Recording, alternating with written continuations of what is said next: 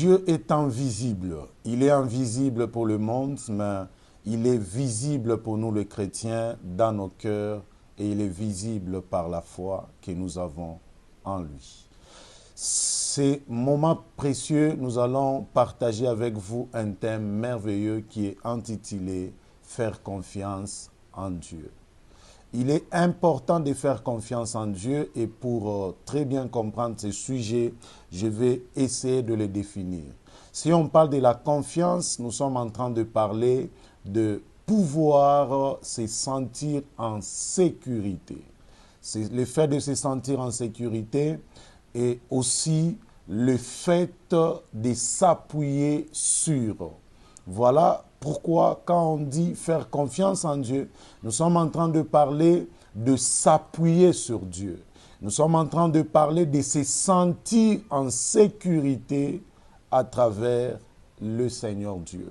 Vous allez comprendre avec moi que vous ne pouvez pas vous appuyer sur quelqu'un, vous ne pouvez pas vous sentir en sécurité à travers la présence d'une personne si vous ne le connaissez pas. Donc, la confiance et la connaissance marchent de pair. Avant de faire confiance à quelqu'un, vous devez d'abord commencer par les connaître. Et la connaissance que vous devez avoir de la personne, c'est une connaissance qui vous certifie que cette personne n'est pas un danger pour vous. Il ne constitue pas un danger, il ne constitue pas un obstacle, une barrière pour vous ou contre vous. Voilà pourquoi la confiance, on ne la donne pas à n'importe qui. Mais à Dieu, il est possible que nous puissions lui faire confiance. Quand vous lisez la Bible, dans le livre de Genèse 5, les versets 5 au verset 6e, vous allez comprendre que Abraham, après avoir que le Seigneur lui avait fait une promesse, Abraham, la Bible dit qu'il a fait confiance en Dieu. Il a fait confiance en Dieu. Pourquoi Abraham a fait confiance en Dieu? Il a entendu le projet que le Seigneur avait pour lui. Pourquoi Abraham a fait confiance en Dieu? Il a découvert les cœurs de Dieu à travers les paroles que Dieu lui a dites.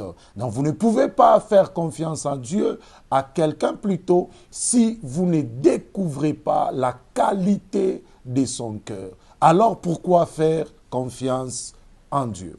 Pourquoi lui faire confiance? Je vous donne deux raisons majeures aujourd'hui.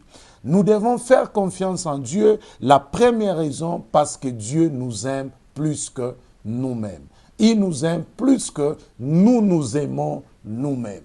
Quand vous lisez la parole de Dieu, dans 1 Jean 4, le verset 7e, la parole est en train de dire quelque part que Dieu est amour. Dieu est amour. Ça veut dire, nous sommes nés, on nous a mis au monde, nous avons trouvé un Dieu amour. Et à chaque fois que nous manifestons l'amour, nous essayons de copier le Dieu qui est amour, le Dieu qui s'est révélé en nous. Nous avons l'obligation de lui faire confiance parce qu'il nous aime. Il nous aime plus que nous nous aimons nous-mêmes.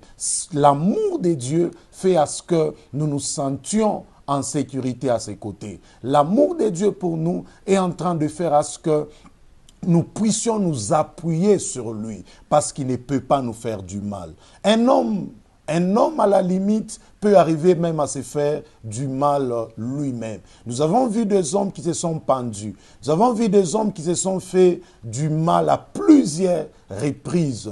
Mais Dieu, lui, il est incapable de nous faire du mal parce qu'il nous aime plus que nous nous aimons nous-mêmes. Voilà la première raison pour laquelle nous devons faire confiance à Dieu, parce qu'il nous aime, il est amour, il nous aime plus que nous nous aimons nous-mêmes. La deuxième raison, Dieu a un plan envers nous. Il a un projet avec nous, un projet de paix.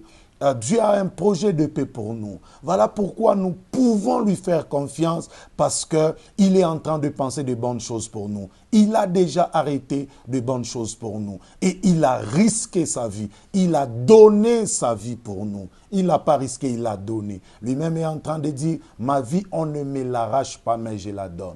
Christ a donné même sa vie pour nous. Donc, c'est une personne que nous devons faire confiance pour nous parce qu'il a un plan merveilleux pour nous, un plan exceptionnel, un plan de bonheur, un plan de paix, un plan d'élévation. Quand vous lisez dans Romains 8, verset 28, vous comprenez que toute chose concourt au bien de ceux qui aiment Dieu, à ceux qu'il a appelés selon son dessein. Il a un dessein pour nous, il a un plan merveilleux pour nous, il est un Dieu amour, faisons-lui confiance et il ne nous décevra jamais. Quand tu fais confiance en Dieu, tu es en sécurité. Quand tu fais confiance en Dieu, tu es sur un bon appui et tu ne tomberas jamais. Malgré les vents, malgré les tempêtes, malgré tout ce que le monde pourra présenter, tu ne tomberas jamais. Que le Seigneur Dieu vous bénisse abondamment.